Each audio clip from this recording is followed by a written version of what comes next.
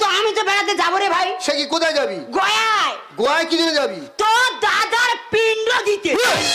সে কি দাদা কবে পটল তুললো? কাদের বাগান থেকে কারা পটল তুলিয়ে দিল? আমি নিজে তুলিয়ে দিয়েছি। সে কি কিভাবে পটল তোলালে? আর বলিস না ভাই। আচ্ছা। তুই হয়তো জানিস না। আচ্ছা। আমি ঘুম ভরে ক্যারাটে প্র্যাকটিস করি। তুমি ঘুম ঘুরে স্বপ্নের মধ্যে ক্যারাটে প্র্যাকটিস? হ্যাঁ। তা ঘটনাটা সেদিন কি ঘটলো? তাহলে দুই লোকে ঘরের ভিতর ঘুমাচ্ছি। ঘুমাচ্ছ? আর আমি ঘুমিয়ে ঘুমিয়ে ওই ক্যারাটের আচ্ছা চালাচ্ছি। তুমি ভাবছো ক্যারাটে প্র্যাকটিস করছো? তোর দাদা খালি সেভ করছে। আচ্ছা উনি সেভ করছে আচ্ছা পড়ছিল নিচের দিকে। নিচের দিকে। আর তোর দাদা সেভ করেছে ওপরের দিকে। আচ্ছা তুমি ভাবছো ওপরের দিকে সে। আর আমি ঘুম ভরে চালিয়ে দিচ্ছি সোজা নিচের দিকে। দাদা তালবের সব উড়িয়ে দিয়েছো? সে কি রে তালবের সমানি? উনি বেঁচে থাকলে নামের আগে তো শ্রী বসতো। হ্যাঁ। এবারে মরে গেছে নামের আগে তো চন্দ্রবিন্দু চাঁদে পড়বে। তাই নাকি? বৌদি সত্যি যাবি? যাবো। ঠিক আছে টাকা পয়সা জোগাড় কর, 3 দিন পর একটা বাস ছাড়বো। তবে একটা কথা বলি,